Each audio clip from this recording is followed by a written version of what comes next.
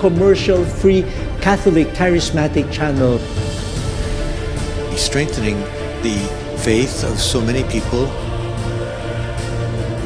To promote the gift of church teaching, dedicated for the new evangelization. God's blessings on your work. May God bless and prosper you. Shalom World, God's own channel.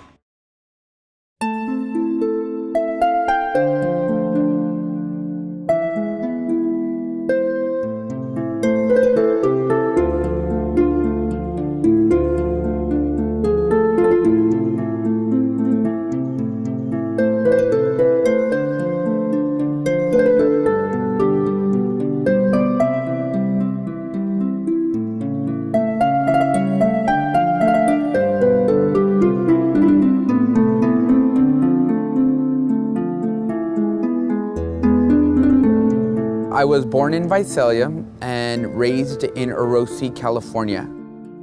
I grew up with farm worker parents who toiled the fields and really kind of at a young age understood what farm work life was like in the Central Valley.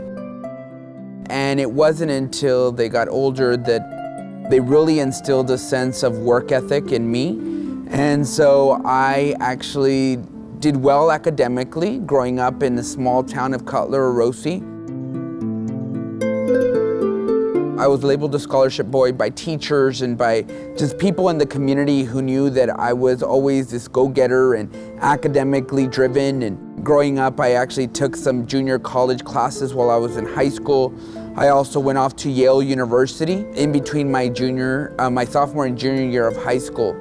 When I traveled to the East Coast for the first time in high school, that's when I realized the haves and have-nots of our communities and our society. I was going to school with people that were privileged, people that were in boarding schools and Andover, Exeter, and Deerfield. And I often wondered, why, God, why did they have all the resources and I only had 1 to 2 AP classes, or where I had to seek out resources in order for me to succeed?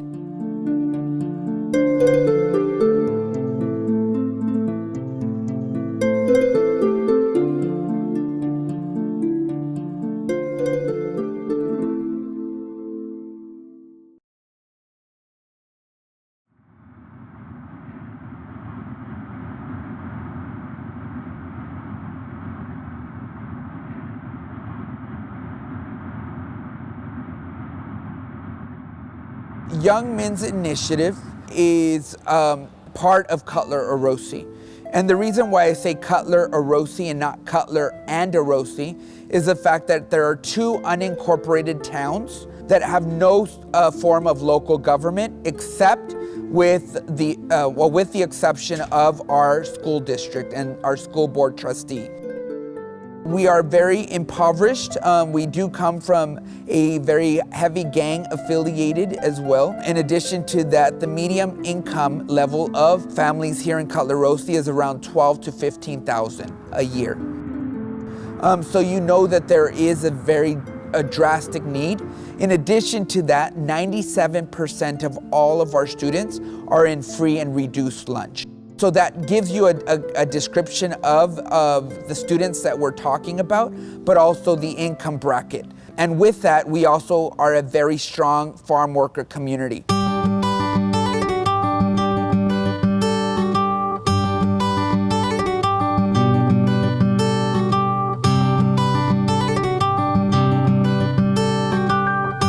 Well, as young men try to find their identity, the biggest challenge here is belonging. And either you're going to belong to a positive group or you're going to belong to a negative group. You know, one of the things that we've been doing here at the schools is really offering a lot of opportunities for kids. And in some cases, or in our community, you know, kids choose the negative groups, right? And those negative groups are the gangs. And if you look at what's happening here or what has happened in the past, I think we're in a really good place right now, the best place we've ever been in respects to gang violence and all of that. But there was a time where, you know, in a week, 3 young men died. A lot of gang violence, drive-by shootings, that type of thing. And all, with young men between 14 and 20 committing all these crimes.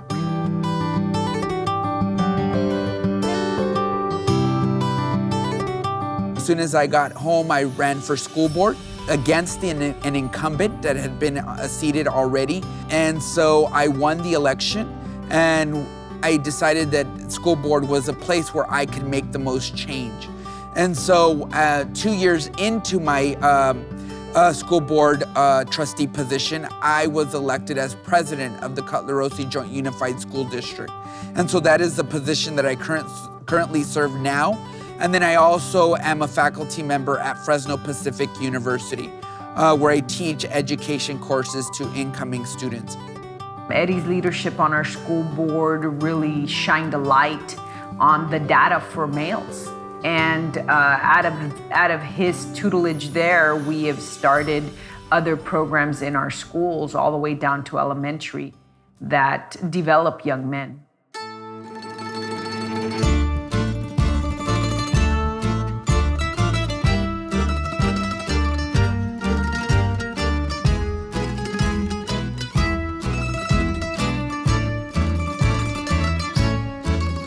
When I came back home and was on the board, I was obviously invited to all of our different events that go on in our schools, such as award nights and scholarship nights and homecoming nights. And so as a school board member, I was very cognizant and aware of what was going on. And when I would go to homecoming, I noticed that only 2 young men were vying for homecoming king. When I was in high school, there were no less than 7 wanting that position.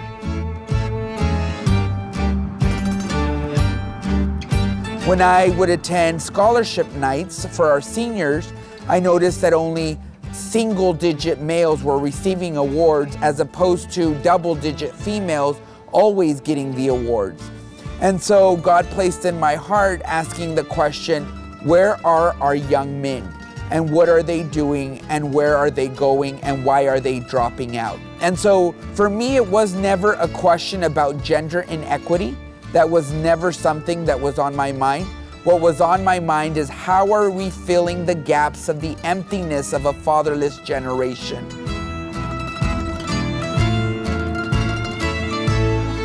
As we know, we're living in a fatherless generation.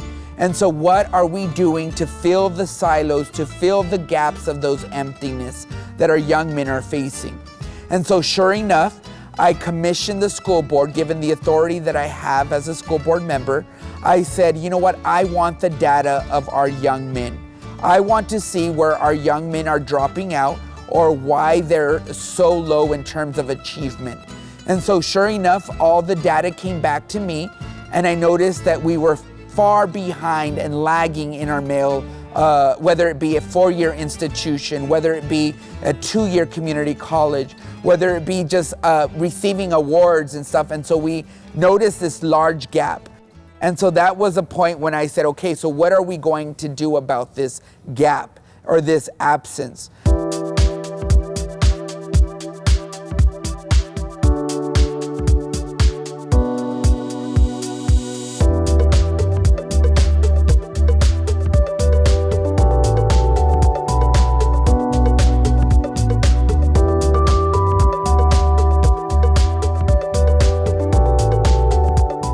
Young men, they're trying to find an identity, they're trying to find role models, and they're trying to find a purpose in life. And I think that's where YMI comes in. And our board president, Edward Valero, we call him Eddie Valero, and he went off to Cornell, got an education, came back and saw the need, the disparity between our males in all facets. This is not an issue that just Cutler-Rossi faces. This is an issue that is a problem in the state and in the nation.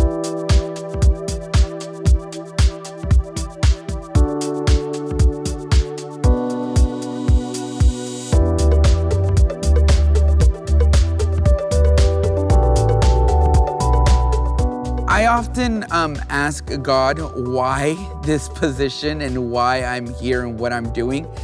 because initially this wasn't my idea. This wasn't my calling.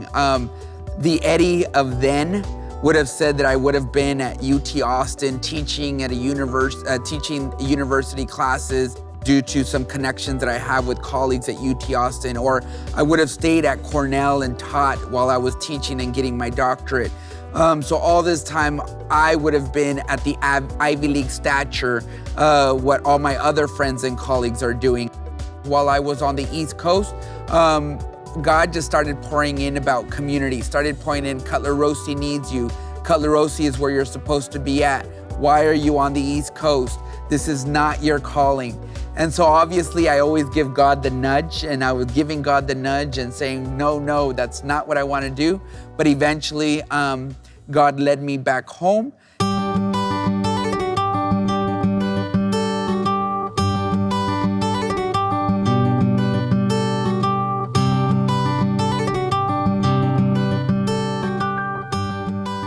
And so sure enough, I commissioned a group of people in this community to say, what are we going to do?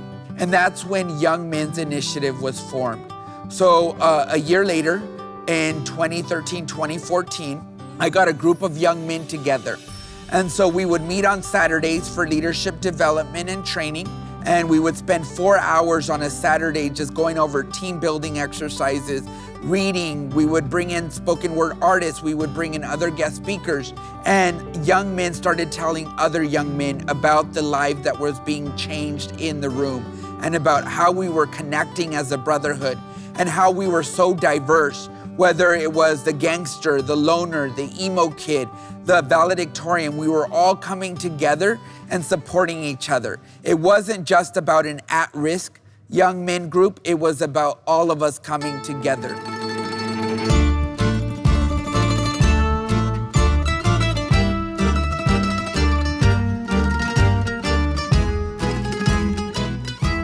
I started about 2.5 years ago.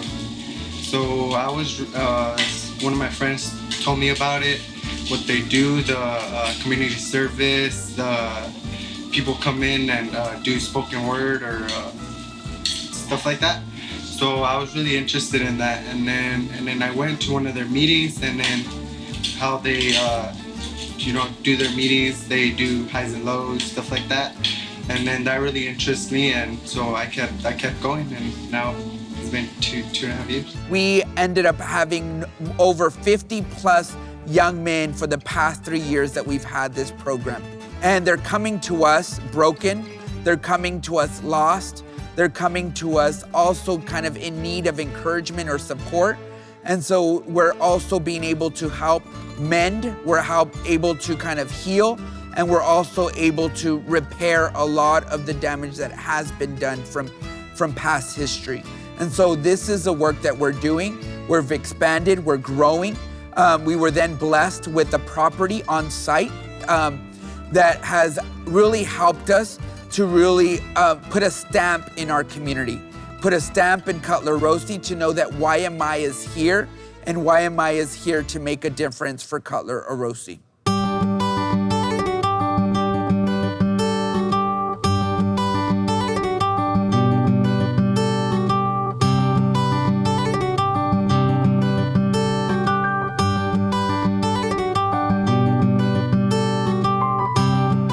Nowadays, as you know, the teenagers, they're like, oh, I can do whatever I want. They go to either the right way or the wrong way. And mostly it's in the left side because of maybe parents, but through Annie's help, they're in the right direction. One of the things that I did while I was starting this campus was I traveled to different service organizations throughout the US that have been doing good and that have been really providing for different segments of community. So what I did is I actually traveled to Homeboy Industries in Los Angeles, where Father Greg Boyle runs Homeboy Industries, and he works with the formerly incarcerated adults. I also went to the Dream Center in Los Angeles, where they're doing work there to at government housing complex or working at the streets in Skid Row. And so I got to understand their operation. And then I also went to Glide Memorial in San Francisco, where I took some of the boys to prepare meals at a homeless shelter. And so all of those experiences that we've had as a group of young men, I've been able to really kind of bridge and mold to create our own and our own vision here in Cutler-Rosie.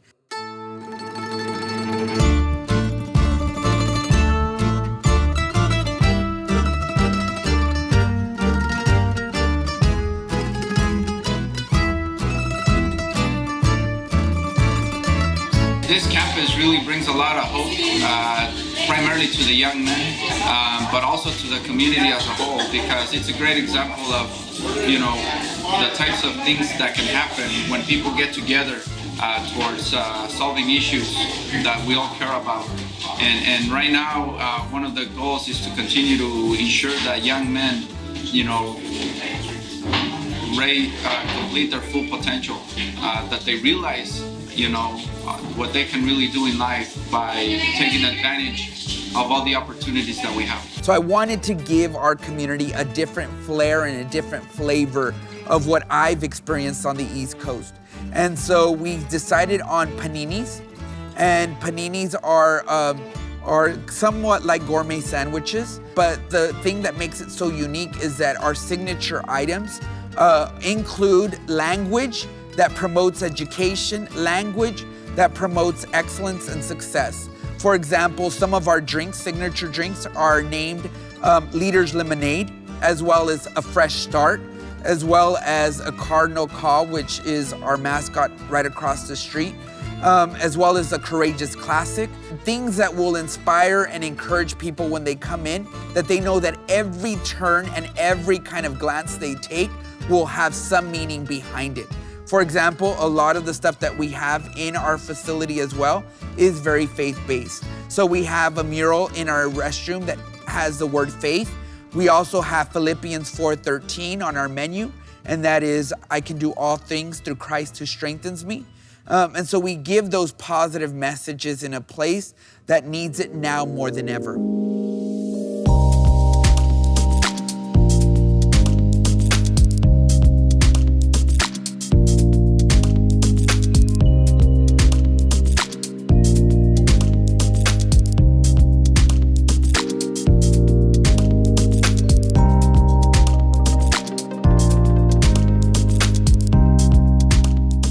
Coming here, when I moved back, one thing I did want to do is give back to my community.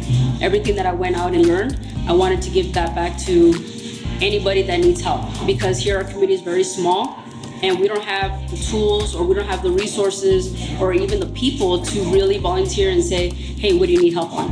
And just because I myself have I've learned a lot, and I have a lot of things that I learned, I want to be able to give back and teach them those things that I know. I remember still when the old renters were here, and they were actually already gonna move out, and then seeing the guys coming in and helping knock down the walls, helping knock down the restroom tile and just stuff like that, seeing how excited they were too that this was gonna be our new home from now on. And to see how it is now, it's beautiful.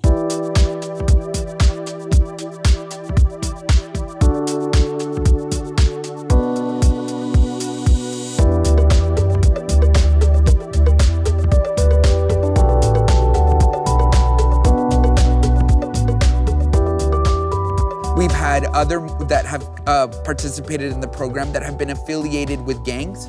And I had two individuals in particular that hated each other, that really could not stand each other and wanted to almost kill each other.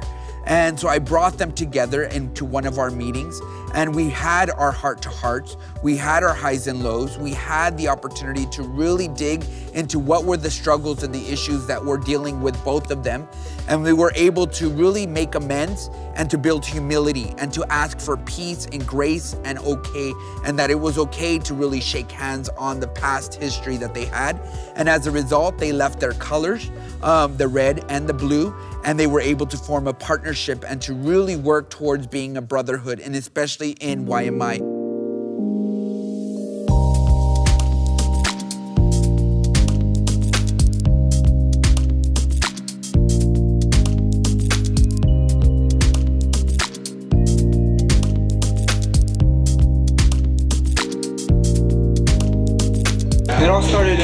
2013 when I lost my mother to cancer, and I was kind of lost. And Eddie, he helped me kind of find my path, helped me kind of get back up on my feet. He showed me the YMI and showed me the brotherhood, and I was interested, and it was like a new family for me.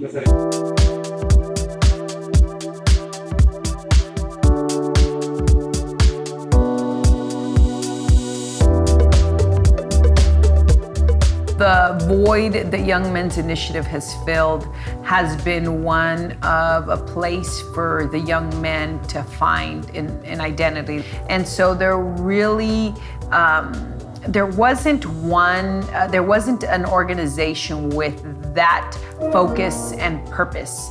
I mean, we had a boxing club. Of course, we had our school athletic teams, but at the time, they weren't that successful. I think a lot of things have changed. You know, I really think in our community we have a bit of a renaissance going on, and that has to do with people like Eddie Valero, who said, you know, I'm going to come back and do some good things.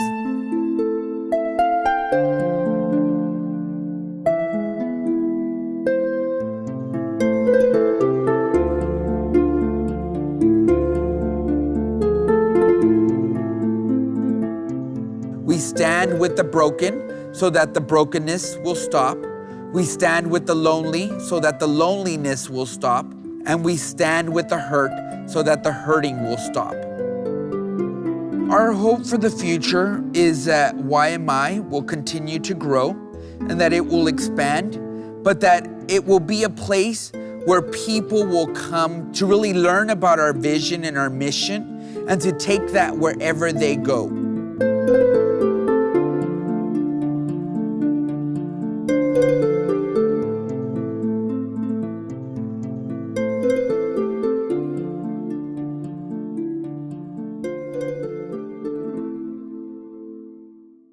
Someone who's used media a lot in evangelization, so I believe in the importance of Catholic radio, Catholic TV, Catholics using the new media. Can I encourage everyone to watch Shalom TV? I think it's a great vehicle of evangelization. And God bless all of you. Shalom World, God's own channel.